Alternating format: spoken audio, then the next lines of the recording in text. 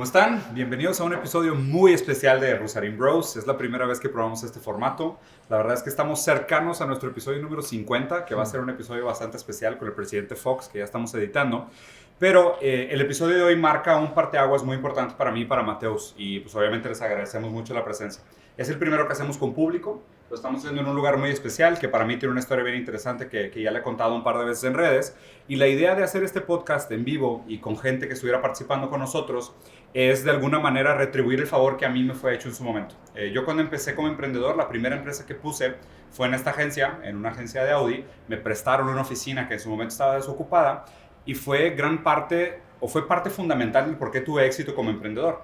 Y una de las grandes dificultades que tiene el emprendedor es saber pues qué tanto invertir, cómo empezar, dónde hacer tus gastos, qué tipo de cosas tienes que comprar, qué tipo de cosas tienes que hacer prestadas, pagarte o no pagarte, cómo administrar tu flujo, cómo administrar tus ideas, con quién asociarte, dónde pedir ayuda, dónde complementarte. Entonces mi intención de hacer este podcast y invitarlos a ustedes, que en gran manera son expertos en el tema desde un ámbito distinto, era regresar el favor. O sea, es primero grabar una pieza de contenido que se pueda publicar y que la gente pueda aprender un poco de las dificultades de ser emprendedor y con quién se deberían de informar para tomar mejores decisiones. Y también pues aprovechar la gente que se tomó el tiempo en este miércoles en la noche para venir con nosotros y platicar un poco, ¿no? Interactuar un poco más, porque a fin de cuentas mi crítica siempre en redes sociales ha sido que se crea un falso sentimiento de intimidad con la gente, que la gente cree que te conoce pero nunca te ha visto. Entonces es importante tratar de complementar lo que pasa en redes sociales y traerlo un poco al mundo real. Entonces, digo, antes que nada, me gustaría que se presentaran, que dieran un pequeño background, nada más para la gente que no los conoce, en caso de que no los conozcan, y de ahí nos arrancamos a la conversación. ¿Américo? Américo Ferrara, Regio. Me encanta el tema de la educación. Ahí crezco en ese ambiente de la educación y emprendimiento. Mis padres fundadores de colegio y emprendedores. Y a partir de eso descubro el tema de capital de riesgo. Me enamoro del tema y es lo que hago desde hace 10 años. Me encanta el tema de la antropología y la astrofísica que tenemos Te he pendiente visto, un sí, te he debate, visto ¿ok? posteando Sí. mucho sobre astrofísica, estoy curioso de esa Ahí conversación. vamos. It's blowing my mind. Buenísimo, muchas gracias. Buenísimo. A la orden. ¿Botello? ¿Qué tal? Carlos Botello, también de aquí de Monterrey. Yo soy director para México de una empresa británica, Sendal Group.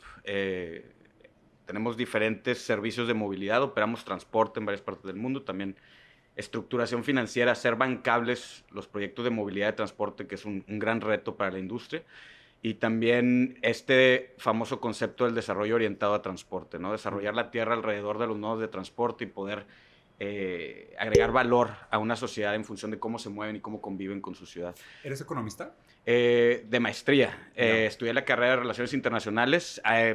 Cabe mencionar que antes de este trabajo fui diplomático para el gobierno británico 7 años. Okay. Ahí me tocó entender un poquito más lo que en mi mente juvenil, cuando decidí estudiar la carrera de Relaciones Internacionales, yo quería entender el mundo un poquito, creía que entender cómo funcionan los estados, las multilaterales, el Banco Mundial, la ONU, etcétera, funcionaban, los programas socioeconómicos.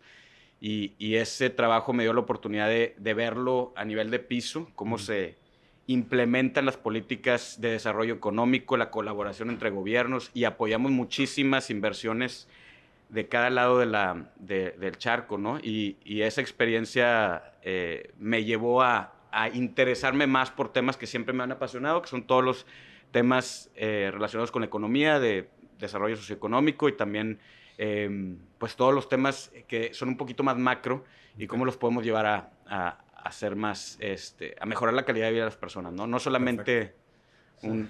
Sí, rentabilidad, sino impacto. Sí, exactamente. Con Botello he tenido unas cuantas pláticas muy interesantes de diversos temas. Digo, además de esto que es como que su perfil como que empresarial, pero además de esto es una gran persona que lee demasiado, tiene una cultura impresionante. Mira, O sea, ha leído... Poniendo la barra alta, vamos a ver si Sí, no hombre, Qué lee bueno. lo doble que leo yo, es lo que Sí, lee. no, teníamos pendiente ya la invitación contigo. Muchísimas Qué bueno obras, qué hemos bueno que compartido pudiste. muchos libros y tiene un punto de vista muy interesante. Además del profesional, o sea, humano, literario, también tiene algo muy grande que agregar. Digo, Gus, tú ya habías estado antes, tú ya eres de casa, pero de todas formas... para la Tercer gente que podcast no- con ustedes. Qué gusto, güey. Para siempre. los que no me conocen, Gustavo Marcos, 33 años, me apasiona el tema de desarrollo inmobiliario. Estos años ha cambiado muchísimo la perspectiva de desarrollo inmobiliario. Y me he dedicado, la verdad es que a hacer dinero sin dinero. Es mucha responsabilidad, mucho compromiso a los inversionistas. y hay que meterle mucha pasión, mucho corazón a esto, la verdad. También dentro de los desarrollos me he dedicado a, obviamente, invertir en negocios de más riesgo, que son restaurantes y cadenas de restaurantes, como La Panga, como Fidencio Botanero, como Jonan hoy en día, y centros de salud y bienestar, que ahí parte mi primer emprendimiento, que es One Gym, y que es el que realmente me ha forjado en la disciplina y en todo lo que es Gus hoy, ¿no? Y ya. Creo que ese es Gus. Buenísimo. Digo, yo creo que de nosotros sale medio sobrando la presentación, sí, ya que nos conocemos. Digo, brincando al asunto inmediatamente. La dificultad y el riesgo de ser emprendedor hoy en día. Digo, corrígeme si estoy equivocado, me gustaría escuchar su postura, pero a grandes rasgos me parece que el emprendedorismo, en esta época económica en la que estamos viviendo, carga con gran parte el riesgo de la economía. Porque el emprendedor es el que asume una idea nueva, un modelo de negocio nuevo, pide préstamos, se asocia, experimenta, y si fracasa es el que fracasa de manera grande porque puede perderlo todo. Y muchas veces las grandes empresas, pues si fracasan, pues el gobierno no las deja quebrar, hay inyecciones de capital, hay maneras de deshacerte de bienes, campechanear el dinero, torear la deuda, sí, y seguir adelante, ¿no? Entonces, ¿cuál es su perspectiva de esta idea del verdadero riesgo del emprendedor? Ahí va. ¿Quién empieza? Hay orden, dale. Normalmente no hay orden. No. Pero ahorita en el tema inmobiliario y en cualquier tema de alto riesgo, pues la gente dice, prefiero tenerlo en el banco en Estados Unidos y mandar el dinero a Estados Unidos. Pero creo que el estar presente ante los inversionistas, o sea, sigue habiendo mucho capital, sigue habiendo lana ahí y hay que salir a buscarla y siempre hay un como si, por ejemplo, ahorita en el tema de desplazamiento de locales comerciales y de oficinas, pues hay una sobreoferta inmensa. Pero ahorita acabo de cambiar 3 locales por un terreno para 5 departamentos. Sí, hice una permuta. O sea, siempre hay un como si de las cosas, siempre y cuando tengas una buena estructura financiera, no estés sobresaturado, que las cosas se te salgan de control, que a 3 o 5 desarrolladores de la ciudad ya les pasó, que generan mucha incertidumbre al inversionista que sí trae lana y que sí quiere invertir en México y que confía en México, que confía en la economía, que va a pasar, que López Obrador. Ahora, hay muchas oportunidades, realmente sí hay oportunidades de negocio, o sea, las opciones de compra que estoy firmando es por $1,100 en San Pedro, el cual ya hubo minusvalía porque la gente empezaba a comprar en 1,500 y 1,400 porque veía desarrolladores hacer negocio, ¿sí? Entonces, obviamente hay mucha demanda, los últimos 2 o 3 años pasados hubo mucha demanda de predios, subió el precio y ahorita se devaluó. Entonces, es momento de comprar, ¿sí? Entonces yo sigo comprando y sigo haciendo y sigo deshaciendo y dejo la tierra parada un tiempo. A ver qué va a pasar ahora sí, pues ahí está la tierra, digo. Difícilmente van a venir y te van a embargar. No, creo que estamos en esa etapa. La presencia en redes me ha hecho estar, más presente, aunque diga Mateus que no funciona, la verdad es que, en diciembre vendí 20 departamentos y levanté capital. No me refiero comercialmente, me refiero filosóficamente. Al daño que le hace a tus sí. De que funciona para vender, funciona. Por eso los algoritmos valen tanto lo que valen. Claro. No sabemos ni cuánto valen los algoritmos. ¿Botello? Sí, comercialmente funciona. De los emprendedores, a mí lo que... Se me olvidó decir algo. Lo único que me da miedo ahorita es realmente la burocracia y lo que dependemos del gobierno para que salga un permiso, para que salga una SA, para realmente poder emprender. O sea, te manipula el gobierno realmente y es bien complicado. Entonces, es a lo único que le tengo miedo, ¿no? A los tiempos y formas del gobierno, ¿no? Un régimen de condominio, el costo financiero que tiene un régimen de condominio, si no yo no escrituro el departamento no me pagan. Entonces, creo que ese es más mi miedo que la economía como tal. La verdad, siempre hay que ver un como sí. Hay que trabajar 3 veces más cuando la economía está apaciguada y pues yo creo que a todos les está pasando, ¿no? Pues sí. La interacción entre la regulación y el libre mercado, que es este último punto que tocas, es muy importante, es un balance muy delicado y tiende a ser un tema relativamente complejo. Yo quería señalar, y ese es un tema que me interesaría comentar de manera conceptual más adelante si gustan, pero nada más para atender tu pregunta primero. Yo creo que un gran reto para los emprendedores es que no todos ellos, o al menos casi todos ellos son muy apasionados de lo que están tratando de desarrollar. Claro, pero no todos tienen la educación financiera que tienen a lo mejor ustedes. Entonces, para ellos ese puede ser un gran reto, sobre todo en un entorno donde el sector financiero no tiene muy atendido, es un sector subatendido, ¿no? Y creo que ahí hay... Si estamos reconociendo que el emprendedurismo y que la creación de estas cadenas de valor y de este sector de la economía es importante para un desarrollo sano de la economía, para combatir la desigualdad, etcétera. Entonces, tenemos que ver cómo podemos construir herramientas, incluso en el sector financiero o desde el gobierno, que puedan ayudar a potencializar esos esfuerzos. Monterrey es una de las ciudades con un código genético, un ADN muy emprendedor. ¿Por qué dices potencializar ese esfuerzo y no amenizar el riesgo? Bueno, pueden ser sinónimos. De hecho, no necesariamente. Uno de los temas que yo quería, por ejemplo, comentar es que hay muchos sectores donde para tratar de hacer, de que tengan acceso a productos financieros mucho más nobles, se requiere muchas veces de garantías o de credit enhancement que un emprendedor... O intereses altísimos. La neta, yo veo esas cosas y muy seguido me preguntan, Gus, ¿me conviene pedir dinero? ¿Me conviene hipotecar algo? La verdad es que yo he preferido siempre invitar a un socio y dejar un poquito de dinero sobre la mesa y llevar menos riesgo, porque el costo financiero va en el tiempo. No, y las garantías corporativas para un emprendedor pueden ser muy, muy onerosas o no las tienen incluso. Entonces, en esos casos creo que hay esfuerzos que se pueden hacer de, por ejemplo, cosas similares a las líneas de almacenamiento o algunos otros instrumentos que puedan dar credit enhancement, incluso que puedan ser, como en muchos otros países, esfuerzos subsidiados por un ente gubernamental que pueden luego venir a soportar digamos, parte del riesgo que el banco no quiere tomar. Sí. Y ese tipo de esfuerzos creo que pueden ser muy positivos, más allá de a lo mejor los esfuerzos tradicionales que se han hecho de ferias y eventos y todo esto. Yo creo que instrumentos que mitiguen, a lo mejor que den garantías, que den credit enhancement para que el sector financiero sea más agresivo con este sector, eso podría ser, yo creo que un game changer para estar en un entorno más seguro donde explorar tu pasión y tu emprendedurismo, ¿no? Ya. Muy bien. ¿Américo? Me gustaría, parto mi respuesta para la pregunta concreta en dos temas. La primera, aclarar un poco el tema de los conceptos. El emprendimiento es diferente al ser empresario. Sí. El emprendedor parte de un modelo de negocio desconocido, plantea una estrategia comercial de una hipótesis y por validar, y va por retornos exponenciales y escalables, ¿no? Claro.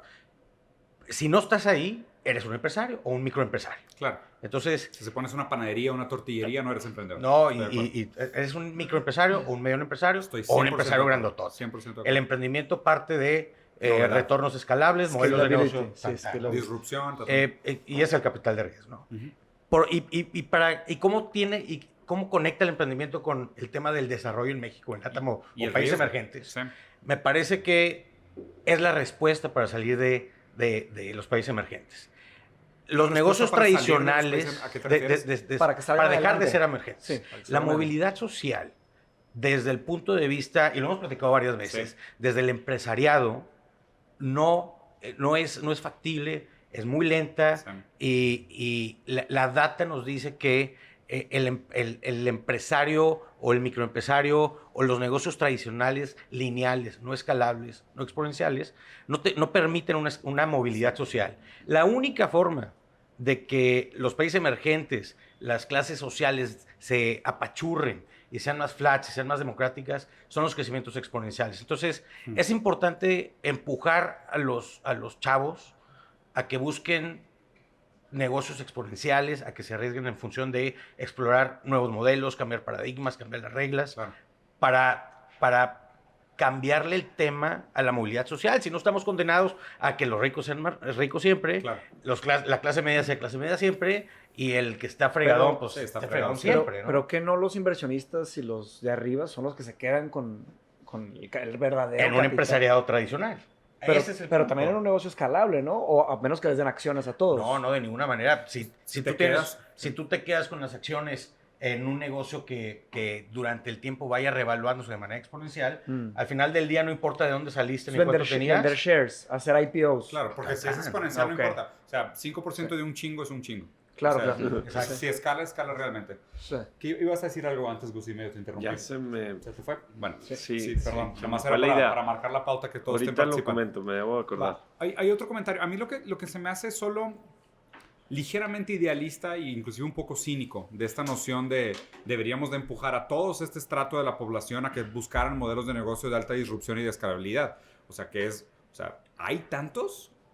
En el sentido de, vamos a suponer, la base de la pirámide de México son los 70 millones que están abajo en nivel socioeconómico C. O sea, ¿es algo realista decir que la manera de encontrar movilidad es que esos 70 millones se vuelvan emprendedores de ROI No, y porque no high estamos disruption? hablando de los co-founders. Estamos diciendo que los co-founders empujan a que el talento se desarrolle. Claro. Y un O sea, son ingeniero, algunos picos. un ingeniero programador que inicia ganando $20,000 al mes puede llegar a ganar $250,000 al mes sin necesidad de tener equity, sin ser el emprendedor líder, ¿no? Ya. O sea, genera una derrama. No es nada más el tenedor de las acciones Sí, claro. el que genera movilidad social, sino que empuja a toda la raza, todo el talento que viene al hub Sí. de emprendimiento a que tenga esa El verdadero posibilidad. trickle down. Exactamente. Sí. Sí, se sube la marea. Yo creo que el reto ahí son los sistemas tradicionales, ¿no? O sea, no me refiero a los sistemas económicos, me refiero a los sistemas políticos y tal vez culturales hasta eso, ¿no? Sí, sin duda. A ver, me parece a mí que el emprendedor al fin del día le parte la maceta al gobierno. Sí tiene mucho que ver, pero me parece que es el actor menos importante. Pelea contra él casi, ¿no? Sí, está pero, contra la corriente. pero se va a dar, o sea, y ahora con la ley de emprendimiento que estábamos nosotros diciendo es... ¿Cuál es esa ley de emprendimiento? A ver, López Obrador tumba el INADEM, el Bronco no cree en el tema de las incubadoras aceleradoras y aquí están cerrando la incubadora de negocios del municipio.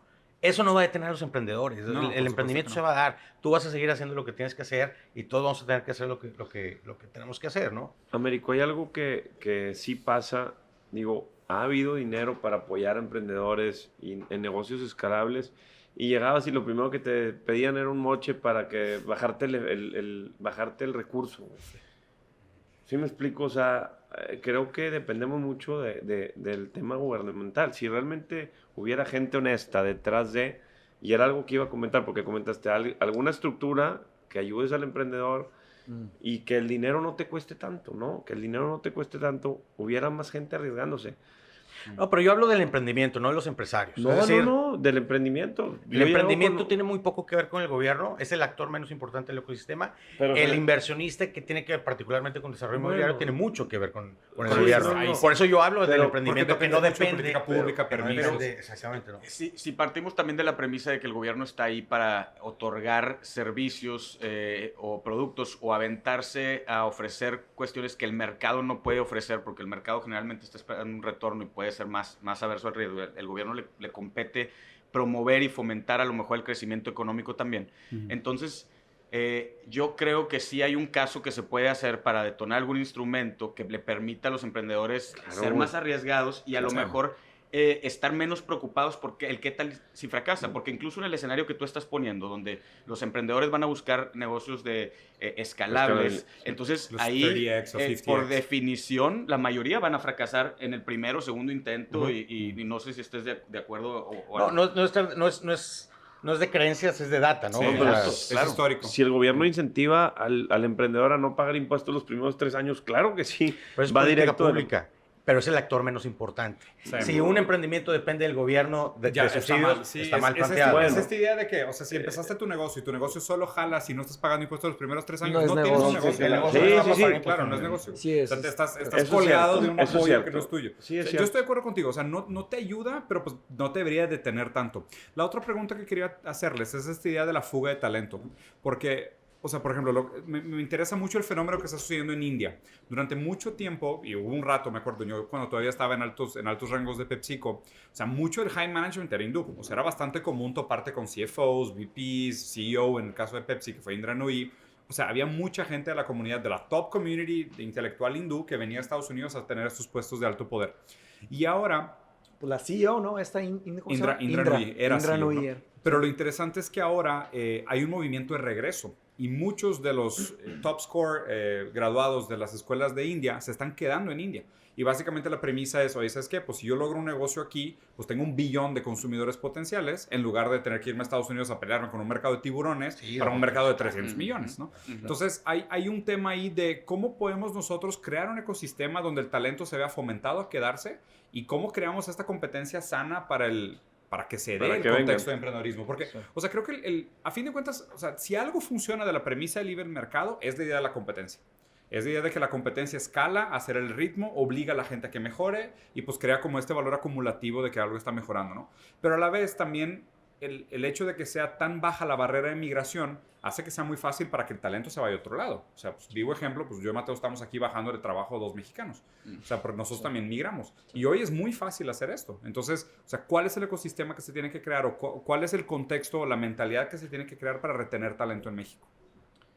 El tema de la oportunidad en los mercados en desarrollo versus un mercado desarrollado, yo creo que se debe de ver precisamente como eso, una oportunidad. Un mercado en desarrollo y tiene un potencial tienes un potencial para hacer negocio mucho más interesante que el que a lo mejor pudieras tener en un mercado muy maduro. Sin embargo, en el mercado maduro tienes una certeza jurídica y regulatoria mucho más robusta. Robusta, sí, exactamente. Claro. Entonces el riesgo tiende a ser más alto en un mercado en desarrollo, pero el reward también tiende a ser más alto. Yo creo que precisamente es este balance, volviendo al punto que comentamos al inicio, entre la regulación y el libre mercado, donde permitas otorgar certeza jurídica, que no vayamos a estar asustados porque un movimiento político, porque un movimiento vaya a desestabilizar una política económica mal planeada, vaya a desestabilizar el entorno. Y por otro lado, también regulación muy bien diseñada, porque creo que lo platicábamos antes de iniciar a grabar, creo que muchas veces este balance no es tanto un problema ideológico, no es tanto de pensar sobre qué tanto tiene que intervenir el gobierno, qué tanto tienes que dejar el libre mercado operar, sino es un problema de ejecución. Sí. Muchas veces los programas fallan, las fracasan por error, bonitas, pero fracasan por error humano, sí. Y porque hay vicios ocultos a la hora de detonar esos proyectos. Entonces, sí, ese balance y esa certeza es muy importante, sin duda, pero yo creo que hay un caso muy importante que se puede hacer para tratar de emprender y detonar negocios en un mercado en desarrollo como México, porque es hoy en día mucho más atractivo que un mercado que está desde hace años flat, o incluso para abajo, como puede ser un mercado europeo, o bueno, el caso de Estados Unidos, que es un mercado tremendamente competido, ¿no? Sí. Yo te diría, a ver, hay una iniciativa ahorita que estamos trabajando en Monterrey, en Nuevo León, que se llama Monterrey RIP. Esta metodología es RIP. Rest in peace. Rest in peace. Es una metodología que lidera el MIT. Aquí la están pagando 4 universidades, CEMEX, FEMSA y el TEC de Monterrey, liderándolas. Sí. Y nos están juntando a los 6 nodos del ecosistema, ¿no? Gobierno, ONGs, cámaras, mentores, capital y talento, ¿no? Y nos están juntando precisamente porque nos están diciendo, a ver, el tema de los ecosistemas se echa a andar no por uno, no por un actor, sino por todos los actores, ¿no? Y es el tema, ¿no? Y no parten de una creencia, de un postulado, parten de la data. ¿Qué ha funcionado en los últimos 80 años en los hubs de emprendimiento exitosos y maduros hoy en día? Una de las primeras cosas es el menos gobierno que sea posible, ¿no? O sea, no es a partir... Menos burocracia. Menos intrusión, fricción. Menos burocracia o menos política pública. Es subsidiariedad. Tanta sociedad como sea posible, tan poco gobierno como sea necesario. Sí. Tantá, ¿no? Sí, no te metes. Exacto, ¿no? Y así ayudas lo suficiente, tantá, ¿no? Sí, no. Y decían entonces, a ver, el tema no es tampoco apostarle a que haya tanto talento local para detonar el ecosistema, sino crear las condiciones en el ecosistema suficiente para que seas atractivo para el talento mundial. Claro. Y que venga, oye, si yo tengo a fintech o un healthtech, tengo que ir a Monterrey porque ahí me voy a desarrollar. Que no tenga que irse a Austin. Entonces el tema también, parte de lo que plantea esta iniciativa Monterrey RIP es encuentra como ecosistema, como ciudad, tu DNA. No trates de emular a Silicon Valley, no trates de emular a Boston, ni a Mumbai. ¿Para qué somos fuertes aquí? Lo contamos. Lo platicamos con Arik. No trates de transformarte en Silicon Valley. Esto es lo que somos aquí y tenemos que ser los mejores en ese tema y atraer en el mundo al mejor talento para ese tema. Claro, o sea, si definimos que Monterrey va a ser un hub de la industria de la construcción o de la industria del cannabis, pues dedícate a eso. Todos, o sea, no trates de hacer otro Silicon Valley. O del transporte. Llevas todas las de perder. Sí. Es un muy buen punto. Ahora, para cambiar un poquito el tema y la parte un poco más light o más cualitativa de la conversación, los atributos que necesita tener un emprendedor. O sea, ¿cuáles son esos valores, estas ideas, estos pensamientos, estas intenciones? O sea, ¿qué es lo que hace un buen emprendedor? ¿Qué es lo que diferencia a un emprendedor? Ustedes que han tenido contacto con varios. Yo quería preguntar algo que va de la mano de eso. ¿El que sea puede ser emprendedor? O sea, ¿se necesita un cierto talento innato? Digo, además de de la capacidad de tomar riesgo, de aguantar bastante estrés. Sí. O sea, cualquier persona podría ser un emprendedor. Porque, No digo, creo. si partimos de la premisa que queremos muchos, Yo sinceramente no creo. ¿qué se necesita? Claro. ¿Ustedes creen que sí? Yo pienso que sí, ¿Que pero, cualquiera puede pero ser emprendedor? te desarrollas, güey, o sea, No, no creo. te desarrollas. Sí, tú lo desarrollas sentido? realmente. ¿Cómo? Pues con disciplina, con compromiso, sí sufres, la neta. Yo, o sea, ahí de repente que quiero tirar la toalla y me acuerdo de cuál es mi meta y cuál es mi visión y sigues en el hustle, ¿no? Realmente con la pasión y con el compromiso que todos los días te levantas y le das. Y haces las cosas bien, haces las cosas por un mejor país, por tu familia, por la gente que te rodea, güey. O sea, ese es tu motor, ¿no? Pero yo sí pienso que todos pueden ser emprendedores y fracasar. Emprendedores en el sentido riguroso de la palabra, que es O sea, no necesariamente empresario. microempresario, No, empresario, emprendedor. sí. Emprendedor. Sí, güey. Sí. Yo me remito a la data otra vez. Yo diría, si no eres capaz de monetizar una idea, pues no pasas de ser un researcher, un científico, un inventor, un chef, un tal y tal. Una rata de laboratorio, les decimos los VCs. Si no eres capaz De monetizar tus si ideas. eres muy bueno vendiendo, pero estás vendiendo castillos en el aire, Sí. eres un merolico, un encantador de serpientes. Claro. Entonces me parece que Que hay muchos. el emprendedor Sí, me traje el Snake se da, Oil para- el que aparentemente no nació para emprendedor porque no tiene una idea técnica, una solución técnica viable.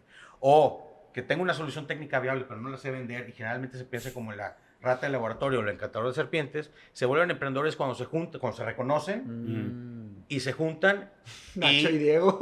Sí, y se vuelven emprendedores. Desde ese punto Literal, de yo vista, Nacho. si cada quien reconoce sus fortalezas y debilidades ¿Cómo y se se llama el que los complementa de manera presenta?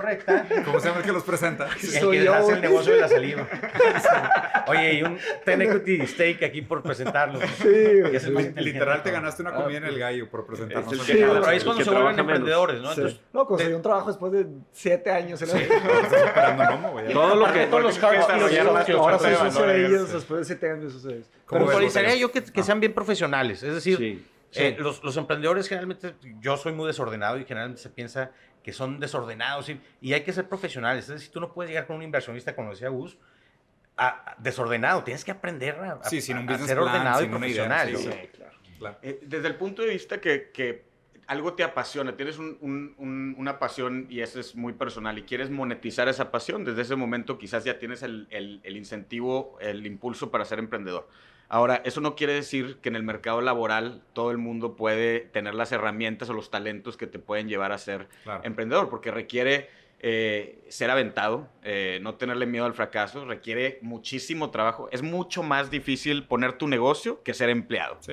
Y muchísimo más difícil. Es mucha más responsabilidad y requiere también un compromiso y un carácter distinto al que puede requerir el 9 to 5 únicamente. Sí. Entonces, y bueno, tú lo has vivido en carne propia. Entonces, sí es un, creo que desde ese punto de vista es una demanda de tu vida personal, de tu atención que como empleado no te va a exigir, pero si algo te apasiona y quieres monetizar ese algo, tienes ya el paso más importante para ser emprendedor. Yo lo único que creo...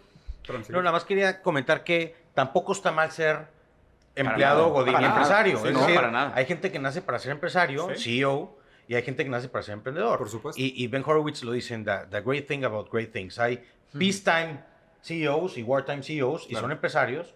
Y hay emprendedores que se chingan, la hacen, y ya cuando se me volvió empresa, ya me aburrió esta madre. Claro. Contrata a un CEO, Sí.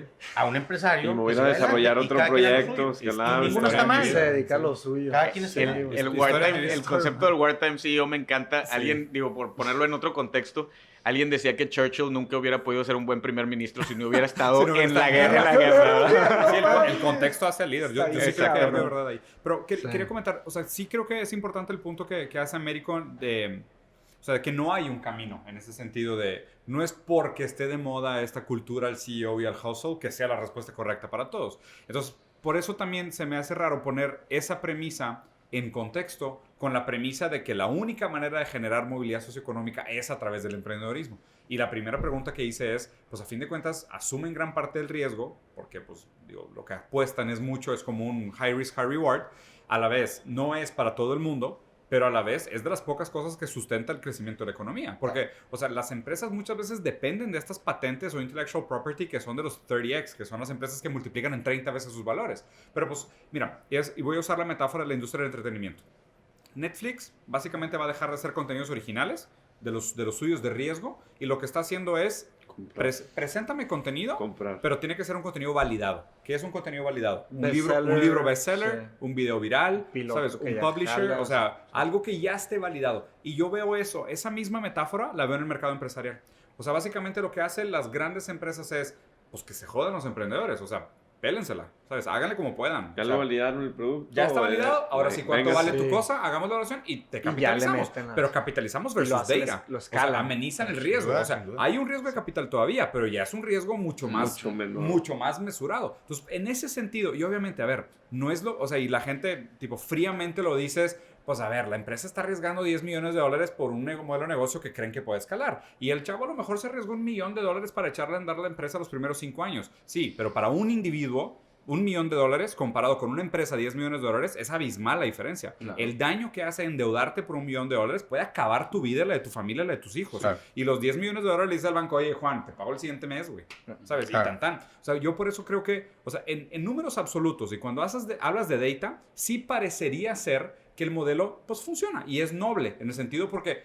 Porque el dinero es el gran igualador. O sea, porque nosotros hablamos de esta cantidad cuantitativa que es finita y es bien fácil comparar las cosas. Dices, una deuda de $1 millón contra una inversión de 10 millones, creciste tenfold. Pero el costo del riesgo de oportunidad para una persona contra una institución es muy distinto. Entonces, en ese sentido, creo que falta mucho de esta sensibilidad más cualitativa del riesgo que corre el emprendedor versus el beneficio que es que se puede generar o no. Porque también lo más común es que fracase el emprendedor. Claro. Lo menos común es que sea... Por no decir el 2-3% la hace, ¿no? Ese es el número que quería. 2 o 3% de los emprendedores realmente éxitos, son esos que tienen, que logran vender acciones o que logran conseguir inversión. Que logran los exits exponenciales. Que logran, o sea, 2 o 3%. Porque hay exits tablas y exits... Sí, que no perdiste, pero explícame cómo estructuramos una sociedad entera para que crea en el cambio o en el brinco en el nivel socioeconómico basado en un success rate de 2%.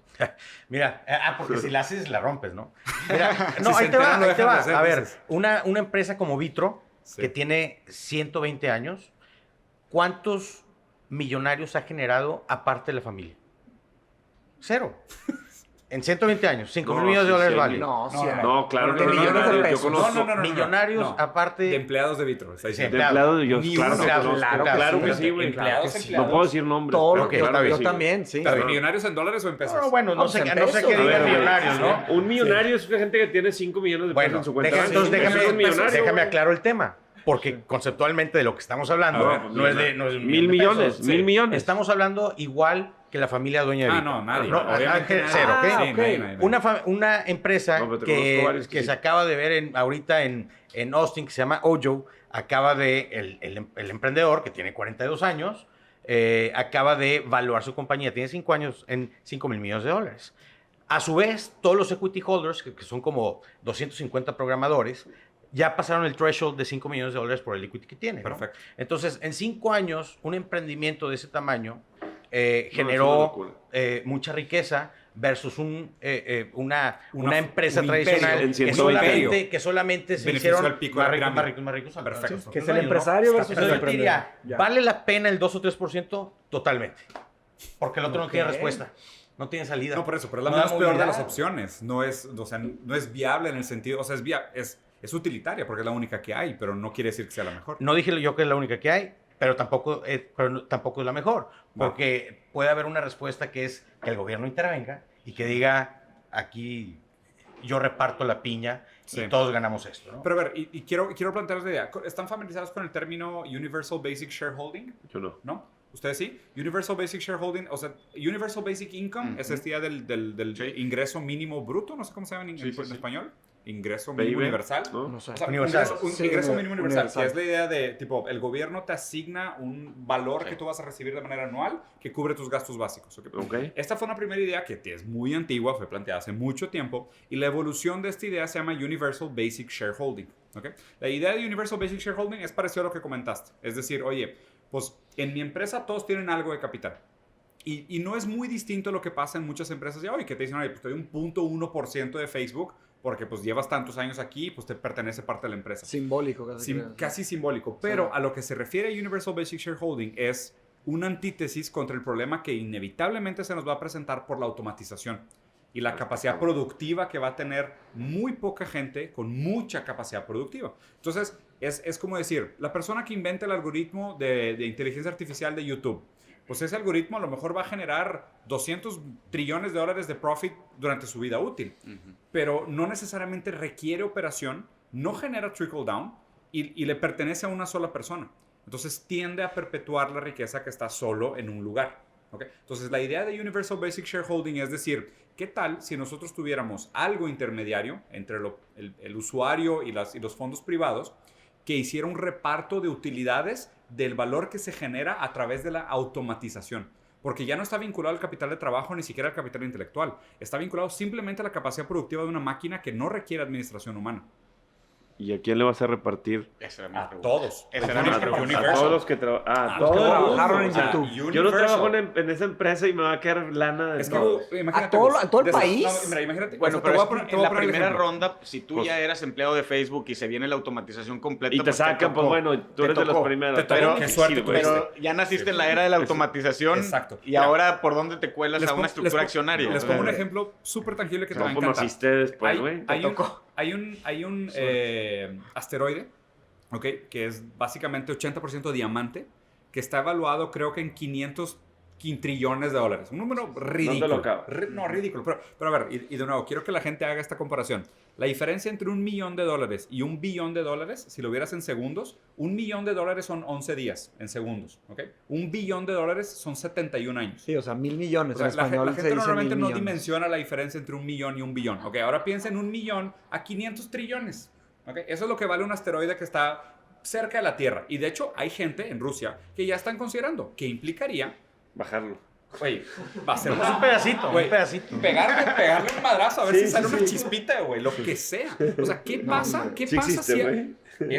este vato, güey, oye, ¿y cuánto No, costará? pues digo, No, güey. es ¿Cómo le verdad. entro?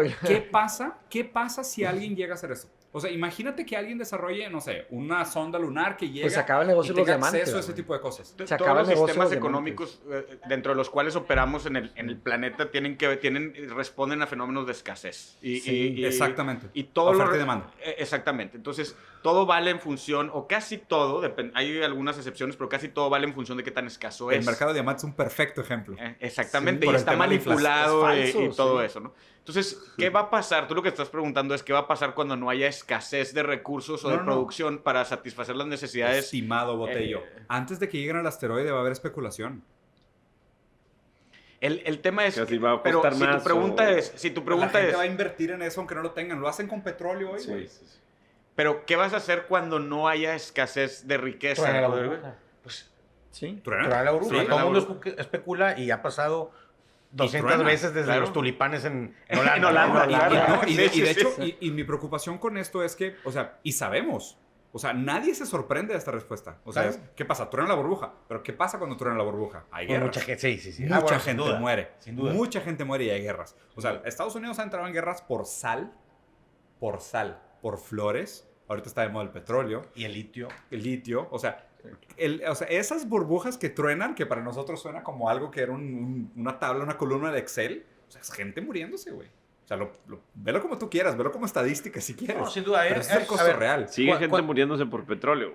Sí, Sin duda. o sea, A mí me ¿cómo, parece güey? que cuando dicen ustedes que se meta un país, yo lo plantearía un poco más aterrizado porque como que no se aterrizó bien la idea, A ver. porque sí me parece que es una respuesta. Al final del día me parece que si la ciudad, el estado o el país tuvo algo que ver en la construcción, digamos, de Facebook, Sí.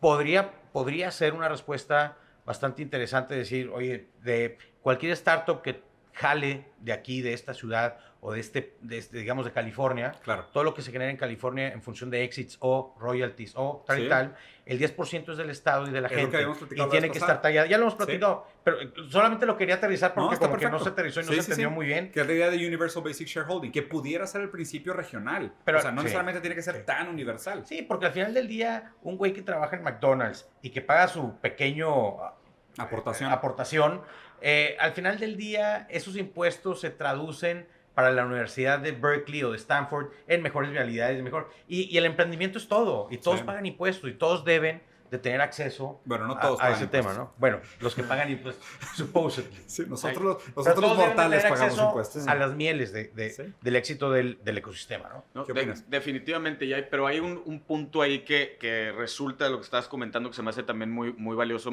señalar. Y tú lo comentabas, ¿no? La fiscalización o la socialización de las utilidades de esa empresa no puede ser tan onerosa que vaya a ser un deterrent, al detrimento Sí. del impulso empresarial o emprendedor de las mentes que están creando o de las personalidades que están creando estos nuevos modelos de negocio o estas nuevas herramientas, nuevas tecnologías, etcétera, etcétera.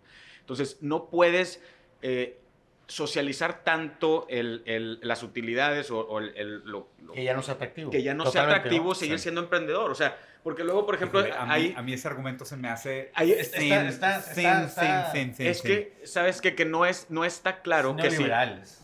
Sí. Inglaterra, English boy. No completamente Born in neoliberal. Chicago Yo- in the 60s. Fíjate, este debate es muy interesante en Estados Unidos, está sucediendo mucho. Yo no creo que haya nadie, hoy en día hay muy pocos que están debatiendo que debemos adoptar un sistema completamente socialista. ¿Por qué? Porque la definición del socialismo dice que el Estado controla o es dueño de los medios de producción. Sí. Nadie está pidiendo que la economía de Nadie mercado... quiere eso. No, Pero lo único que estamos... Lo Pero único se que- habla de Universal Basic Shareholding. lo único que se está proponiendo es un cambio en la estructura o de Welfare impuestos o la Sí. fiscalización, el nivel Más de impuestos fiscalización al arriba, que eres exacto, sujeto sí. y el nivel de regulación al que debe estar sujeto la economía. Nadie tampoco puede debatir que un grado de regulación no es Sano. importante y Claro. sano, sino las consecuencias ambientales, las consecuencias China. son tremendas. ¿no? Sociales, Entonces, sí. Salen las miserias humanas. exactamente. desmadrar el mundo, ¿no? Sí, sí, O sí. sea, si eres un capitalista rapaz y depredador, no eres un gran empresario, eres un tiburón. O sea, Sí, ese no sí. es Sí, la... eres un patán, sí. eres Ahora, un patán. Supongamos que se logra ese dinero, se le da a la persona. Es para su basic, o sea, para sus básicos. El Universal Basic Income, Income, la idea es sí, que el sí, es que shareholding. cubra tus gastos, Ok. los de la base de la pirámide de Maslow. Dicen muy seguido que el dinero siempre va a llegar a las manos de ese rico otra vez. güey. ¿Sí? ¿Lo crees cierto? Porque ¿El dinero va a llegar otra vez a las manos de ese rico? Sí, sí, sí. Al Sí, final porque, de cuentas pues, a tú fin de vas a cuentas, ayudarles a eventualmente todo. se va a girar. Y va otra vez y le va a llegar Y- otra vez. Y por eso la idea de Universal Basic Income se quedó anticuada, porque la idea antigua no previó el crecimiento exponencial que iba a haber en la automatización. Y la neta no lo veíamos venir. O sea, es esta historia súper famosa, la he contado 30 veces, y es el ejemplo más claro para mí. En los 60s, cuando empezó la escuela neoliberal, está Henry Ford y el líder sindical de las montadoras de Chicago, y ahora que estamos en Audi más frecuente. Está Henry Ford caminando dentro de la planta, enseñándole al líder sindical los brazos mecánicos que cargan los motores, y le dice que, oye, ¿cómo le vas a hacer para cobrar la cuota sindical a los robots, güey? Y el líder sindical dice, pues no sé, pero ¿cómo les vas a hacer tú para venderles carros, güey? Y esa es la premisa. Definitivamente. Entonces, o sea, creo que ahí ya habían intenciones de decir, pues mira, necesitamos que la gente siga teniendo poder adquisitivo, porque el poder adquisitivo es lo básico para que fluya la economía. O sea, tiene que haber oferta y demanda, de lo primero. Si la gente no puede comprar nada, pues no hay nada. Los tengo que mantener como esclavos, casi creo. Y nada más un comentario rápido ahí. Hubo un experimento en una parte de Estados Unidos donde subieron el salario mínimo. Sí, me sé esa historia. Muchos economistas neoliberales anticipaban que iba a haber inflación y que iba a haber... Y no. Al contrario, fomentó la demanda, 30%. incrementó el consumo y subió y creció el tamaño del pastel, lo Y- cual... y creció la economía, creció el número de gente que Sí, trabajaba. había la más gente dinero, trabajaba pues, más había tiempo. más dinero Pero es que circulando, ve, ¿no? Pero Claro. es que está bien interesante. Eso específicamente, yo leí todo ese caso. Creo que hay 8 ciudades en el mundo que han implementado la idea de Universal Basic Income. Todas ellas tuvieron resultados exitosos, todas. Y resultados altamente exitosos. Específicamente tiene que ver con algo que se llama la mentalidad de escasez, que es el ser humano toma decisiones bien idiotas cuando está desesperado. O sea, es básicamente eso. O sea, no eres pobre porque estás estúpido. Estás estúpido porque eres pobre. Es muy diferente. Y básicamente eso es una premisa sumamente peligrosa para cómo funcionan los estratos de los niveles económicos. Claro. Lo que hace el Universal Basic Income es quitarte la Quitarte cuerda, todos esos la soga del claro. cuello. Es aflojarte tantito. De que, oye, güey, Es emparejar el piso. mínimo tu renta, tu comida, tu seguro, tus hijos y tus gastos médicos están bien. Tranquilízate. Dedícate a algo que te guste. O sea, haz algo que te apasione, busca tu visión. Si quieres ser emprendedor, emprende. Si quieres ser empleado, o sea, y pintar el fin de semana, pinta el fin de semana. No pasa nada. Pero no obligamos a la gente a decir, oye, tienes la cuerda en el cuello todo el tiempo. Ponte a emprender, güey. Oye, hay un financiero de aquí local que se llama Juan Carlos Calderón, líder de Arbo Capital, y nos juntó, hace una reunión anual de perspectivas económicas para el siguiente año, ¿no? Sí. Entonces nos juntó en enero y nos dice, oye, tranquilos con el tema de López Obrador, que yo no soy muy partidario de López Obrador, Sí. pero tengo que comentar algo que no se me había ocurrido, ¿no? Y tiene que ver con lo que estamos diciendo. Decía, a ver, todos los programas sociales que está implementando este cuate en función de dándoles dinero, y todo el mundo, no, pues sí, ¿cómo se le ocurre este cuate? ¿No? Sí, está Digo, puro inyectando Chicago dinero Boy a base de ahí, la ¿no? pirámide. Puro Chicago Boy. Y decía, a ver, tranquilos. Puro neoliberal. Sí, puro neoliberal. Tranquilos. Al final del día, el 80% de la población que está recibiendo ese tema no tiene cultura del ahorro. Se va en el day by day living. Se lo van a gastar. Se en lo 2 van a años. gastar esta semana y señala a los CFOs en coca, en En tortilla no. y en pan. Mira, O sea, van a ganar. Que regresa al tema de ellos. Bimbo va a ganar. Pero empareja el tema. Claro. Empareja el tema. Pero mira, y tal cual, a ti que te gustan los datos. Yo que trabajaba en Fast Moving Consumer Goods, que es... Fast Moving Consumer Goods es todo lo que está en el supermercado, básicamente. Son bienes de consumo masivo rápido. Crece 30% cuando el país está en crisis. O sea, yo me acuerdo, yo veía galletas Marías, güey, y era de que Sí, va a las crecer Marías. porque la economía va Crecer. mal. Porque la gente dice, voy a salir a cenar o voy a comer en mi casa. Voy a comer en mi casa. ¿Sabes? Entonces te Consumes regresas más en el supermercado, compras güey, y cosas como- plásticas, Sí, o sea... dejas de salir y tienes que cocinar, punto. Exactamente. Y sí, cierto. Y ahora el brinco. Entonces, ahora que ya platicamos de Universal Basic Income, Universal Basic Shareholding. Porque, o sea, la diferencia es que, vamos a suponer, el CEO de Nestlé fue el que habló de esta idea absurda de privatizar el agua, ¿no? De decir que el agua se debería privatizar por un tema de conciencia, por un tema del desabasto, por un tema de cuidado y demás.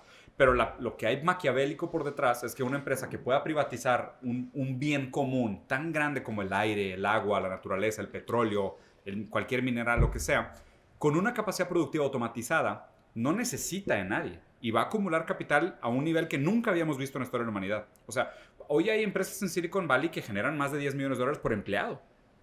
O sea, esto no es algo común, o sea, es algo que no anticipamos necesariamente. La pregunta es qué pasa en el futuro y a ver, se dice que el cine muchas veces es como, bueno, el arte en general, es como esta voz callada que refleja muchas de las frustraciones que nosotros anticipamos y no sabemos bien cómo articular. Y por algo están de moda películas como Hunger Games, Matrix, Elysium. O sea, son puras películas que hablan de que, cabrón, vamos a ser demasiados pobres y el dinero se está acumulando en pocas manos y va a haber una distribución desigual. La X es infinito para arriba y punto. Ese es el tema y la tendencia es esa. O sea, como tú dices, el dinero regresa a estas manos. Sí. O sea, tiende a regresar porque, como tú dices, al que es digamos que frágil económicamente, en un año de crisis le va mal. Pero el que es estable financieramente sobrevive. Oye, ¿qué le pasó a Bezos con 34 mil millones de dólares que le dio a su esposa? Absolutamente nada, ¿no? Nada, güey. No, Ni cosquillas. Sí, la, le han hizo, sacado risa. la hizo top 10 mujeres más millonarias del mundo. Güey. No, top 20. Nada más. ¿Top 20? El que No, pierde $1 millón de top 20 dólares. Menos, bueno, no, mucho sí. menos que top ¿Es 20. en serio? Sí. Bueno, Sí, por las no, herederas estas sí. de las que hablabas. Sí, las de Sam's y todavía la hay de varios, L'Oreal. todavía hay Sí, varios. no, de Pero, Billion. ¿qué pasa con alguien que pierde $1 millón en algo, pues, toda su vida? Es todo, lo que decías ahorita, alguien endeudado No, hombre. con No, esa cantidad güey, es puedes perder ahorcado todo, de por vida. pierdes todo, Está güey, condenado, sí, ¿no? Y pierdes si todo. no tiene y no dividendos, si no tiene acciones Sí, passive basadas income, passive income. en un tema de Universal Shareholding, me parece que eso sería una respuesta interesante en una proporción justa, equilibrada, para no Sí. ir en contra, para no desincentivar el tema, Así es. pero que sí de manera permanente este es mi piso y del Claro. suelo no paso. Claro. Y el suelo tengo mi educación, mi salud, mi seguridad, mi comida, básica, ¿no? Sí, mínimo. Creo que todos podemos estar de acuerdo con estos planteamientos que una repartición más equitativa de lo que resulte de este tipo de empresas es para combatir la creciente desigualdad es muy importante. El tema es cómo aplicarlo, cómo repartes la riqueza de la manera más eficiente. Sí. Este problema no es tampoco nuevo. Incluso sucede mucho en los charities, ¿no?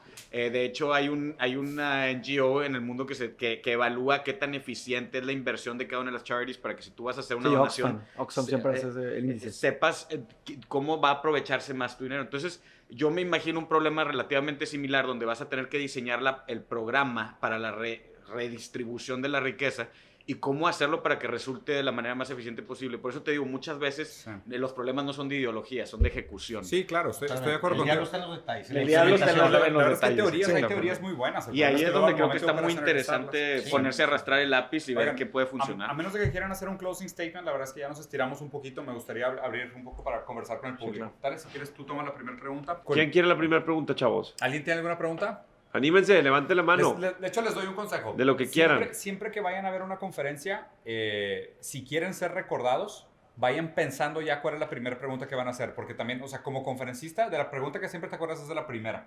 Y la primera es la que rompe, ayuda al conferencista porque nosotros estamos incómodos de que nadie quiere preguntar. O sea, no, en serio, se los doy como consejo. Siempre sean el primero en Ya levantar levantaste la mano. Aquí. Qué chingas, ahora inventas una, güey.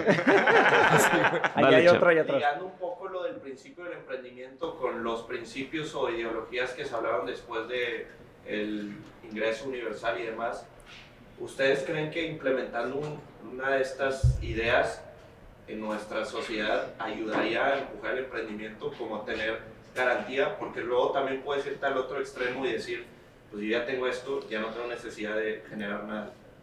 Sí ayudaría muchísimo a tener una estabilidad emocional. Cuando Exactamente. yo estoy estresado, trabajo mucho menos eficiente, es normal. Entonces dices, ya estoy tranquilo, ya tengo resuelto esto para mi familia, para mis hijos, que coman y caigan a la escuela y el seguro, el potencial es mucho mayor. Exactamente. A mí sí me sucede cañón. Cuando yo tengo un problema ese día, que municipio y catastro y registro y no salió, y el crédito, puente, y soy mucho más lento y estoy más preocupado. Y es normal, es la naturaleza del ser humano, chavos. O sea, Sí. es muy difícil estar 100% enfocado en lo positivo, a pesar de que sí se puede y hay que trabajar mucho en la mente todos los días. Pero sí definitivamente ayudaría cañoncísimo a desarrollarte mucho más. Hay gente que estaría cómoda y hay gente que se desarrollaría su potencial. Algo Cada quien decide, güey. Súper fácil. O sea, la explicación un poco teórica por detrás de lo que dijo Gus, que concuerdo 100% con lo que planteó. El deseo que tiene el ser humano no se sacía con nada. Okay, esa es la premisa básica. Entonces, si yo te digo, oye, pues ten $1,000, vas a decir, ok, ya, déjame, me voy al bosque y me acabo los $1,000 y tan. No. O sea, lo que pasa y lo que pasó en los experimentos que hicieron diferentes ciudades del mundo con este idea del ingreso mínimo es que la gente decía, oye, pues ya tengo casa, ya tengo comida, ahora quiero un carro. ¿Sabes de qué? Oye, ya tengo un carro. Oye, pues ahora me quiero ir de vacaciones. O un penthouse. Ahora quiero un penthouse. Y obviamente la O una ambición... casa con o sea, alberca. en psicoanálisis dice que el deseo es como una mariposa. O sea, se posa aquí y tú crees que quieres esto y la mariposa va y se para en otro lugar y ahora quieres otra cosa. Porque la idea del ser humano es que es constantemente deseante. Entonces, la premisa es, ¿en qué momento dijimos la gente deja de trabajar porque los dejamos de incentivar? El incentivo no es externo, es interno. En ese momento que tú logras entender la importancia del incentivo interno, pero no como algo que tienes que alimentar, que es que tengo que estar constantemente motivado. No, es algo fundamental. O sea, la gente que se suicida es porque deja de desear. Es porque o se siente abismada. O sea, tienes todo. O porque no te sientes tiene capaz ganas de de conseguir tenerla. nada más. Te falta el deseo de deseo. vivir. El deseo de vivir es lo que se va. Entonces, la gente tiene este deseo de vivir. Entonces, tú das un ingreso básico, la gente tiene sus necesidades básicas cubiertas, pero va a seguir deseando más. Y a ver, y si la premisa es... Pero pues, ya a no ver, estoy preocupado ya por no estoy mis- preocupado. Sí. por lo Y básico, si el contraargumento es, pues es que hay un chorro de holgazanes que a lo mejor se van a comprar 20 caguamas, se van a poner súper borrachos, se van a gastar Todos toda los la lana en días. un día. Selección natural. En todas las sociedades hay En de todas las eso. sociedades hay. Y justo va con Pero- tu pregunta. Unos sí, Pues unos eso, no, güey. sí. Exactamente. Siempre Unos sí lo van a van a lograr, lograr, otros lo van a lograr. Y en temas de emprendimiento, el 95% de los emprendedores que han tenido éxitos vuelve a Al hacerlo. emprender. Exactamente. Es decir, hay muy poca gente que se queda, Que ahí se queda, que se sí. tira. Es decir, la persona es la personalidad, el humano es el ser humano. Pues ahí está Y- Checo, güey. Claro. Ah, no, Mira, no yo termina voy- de ser exitoso Sí. y me endeudo otra vez O y sea, todo y sí. vendo la casa. Yo ¿no? ya Aunque- acabo de firmar mi cuarta empresa, güey. Aunque tengan resuelto todo, es la necesidad Sí, de más. de él, ¿no? De sus metas y de lo que quiere lograr, de su visión.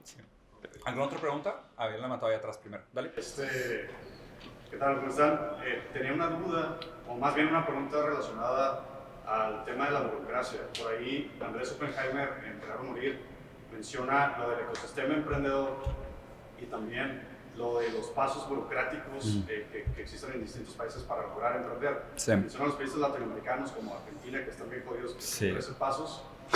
Como Estados Sí, sí, Unidos, sí. que es donde pues están en estos ecosistemas como Silicon Valley, que hay muchísimas patentes y muchísimo emprendimiento. Claro. Y estamos como mexicanos, ¿no? Que últimamente hemos mejorado un poco con los nuevos regímenes fiscales, pero vaya, quisiera escuchar su opinión.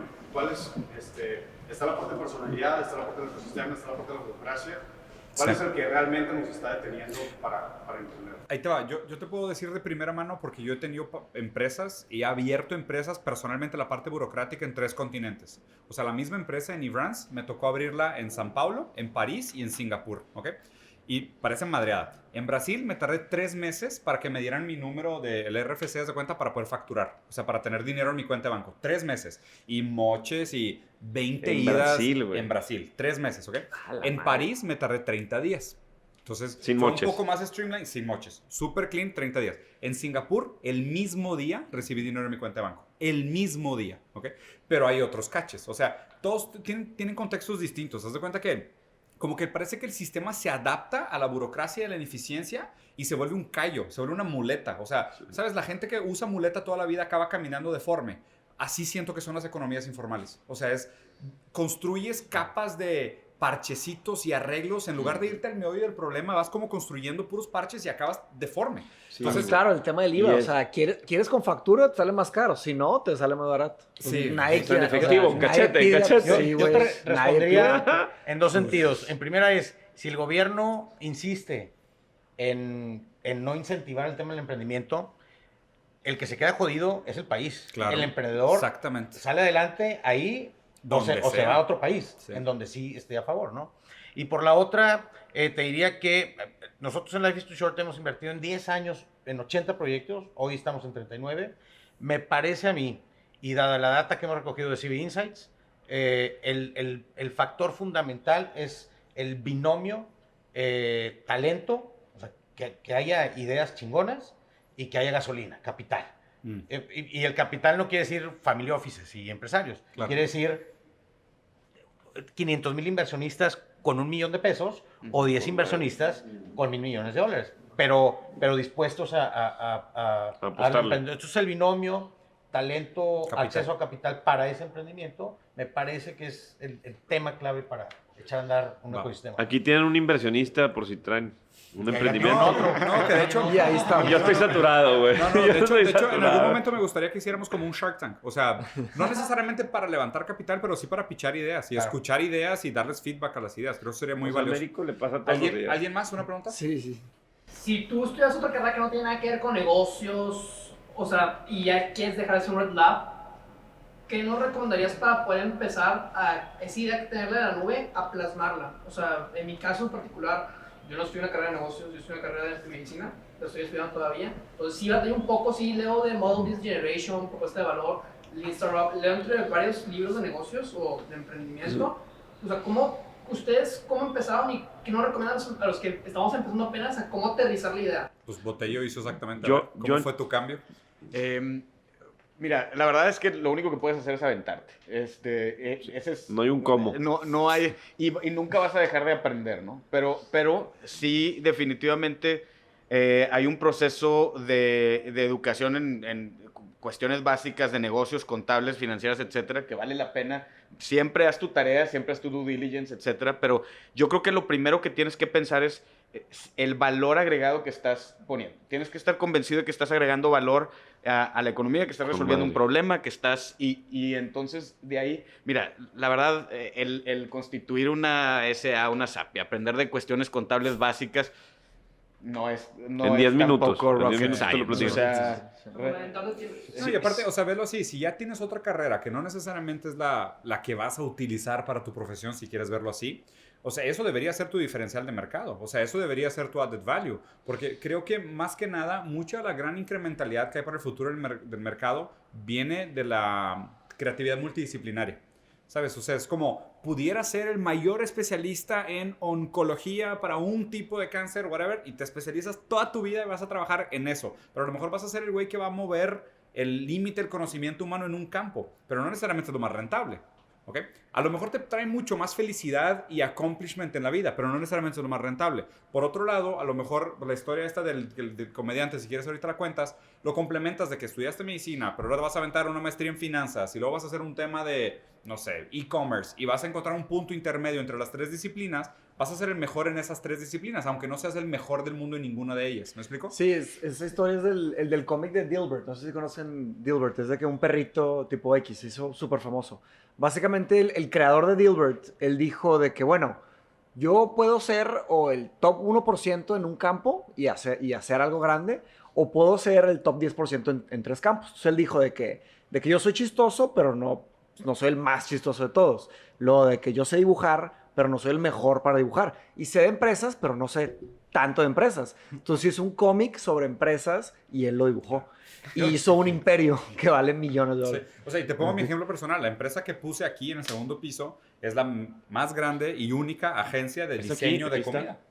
O sea, se llama Foodlosofía. Porque yo me gradué. Aquí empezó Foodlosofía. Aquí empezó En Foodlosofía. esta, Con Nacho, Diego y Nacho. Sí, ¿Sabes? ¿no sabías? Lo contó ahorita el por principio. Ricardo. Sí, por Ricardo y por Tony. Oye, no, por Tony y por Pato.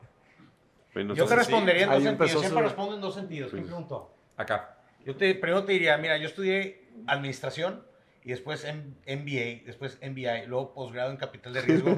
Y me estaba, escucha, me estaba dando cuenta que me estaba haciendo más godín.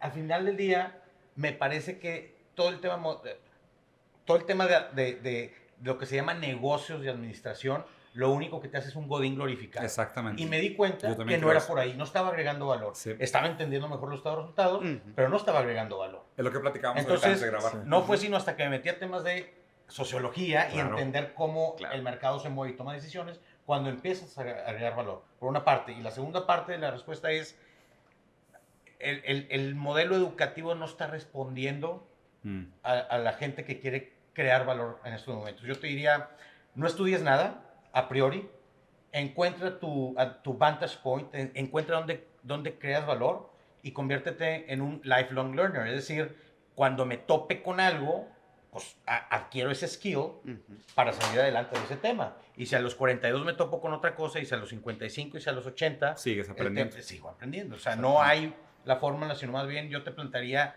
elimina y manda a la goma todo el tema de la universidad, si puedes. Hay gente que no puede. No, pues hay gente que tiene papás que dicen, tú tienes que ser abogado porque No hay de otra. tenemos 200 años siendo abogados, ¿no? Ponte a crear valor y como te vayas topando, resuelve los obstáculos aprendiendo cómo resolverlos.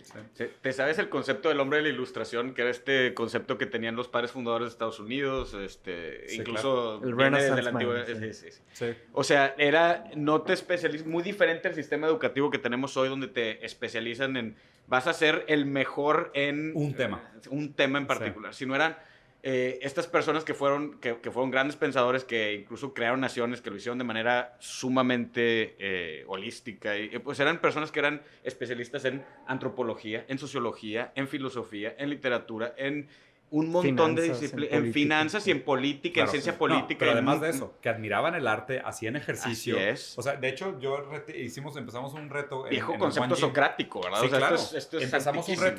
un reto en One Gym de la idea del hombre renacentista y es, o sea, yo leo mucho, pero no hago ejercicio. Sí. Entonces fui al gym y le dije, oye, pues el reto es al revés. Tú vas mucho al gym, pero no te veo con muchos libros. Entonces, o sea, la idea es esa. Pero la te idea escucho, brother, y No, aprendo. pero igual yo, o sea, yo te admiro porque eres muy constante a las 5 de la mañana, pues a mí me falta esa parte. O sea, creo que es importante también saber de que, o sea, hay un riesgo, a ver, y tiene que ver con la idea de tú cómo vas a juzgar el éxito de tu vida. O sea, tú cómo vas a encontrar satisfacción en lo que haces. Eso es lo más O sea, importante. creo que güey. es muy sesgado decirte hay una fórmula para que encuentres satisfacción en la vida. No, nadie te debería decir eso. Más bien es más parecido a lo que dijo Américo, desde, oye, si tú encuentras satisfacción en la medicina y es un tema de yo me identifico con mi trabajo, me da gusto Y en el dedicar mi talento laboratorio, a ¿no? eso, perfecto, hazlo. O sea, encuentra una manera de que sea rentable tu vida y, Y que tengas lo generarle valor a la suficiente. gente. Y tan tan, güey. Con Y va a haber madre, otra güey. gente que va a decir, no, yo hasta no tener un yate en Mónaco no dejo de jalar. Pues dale, güey. O sea, si es eso lo que tú estás buscando. El pues éxito es también se relativo. vale. Para muy unos relativo. es. O sea, Pero bueno, yo tengo que ir al baño urgentemente, entonces voy a cortar la conversación. Muchas gracias. a todos. Qué mamaste, ¿cómo terminó?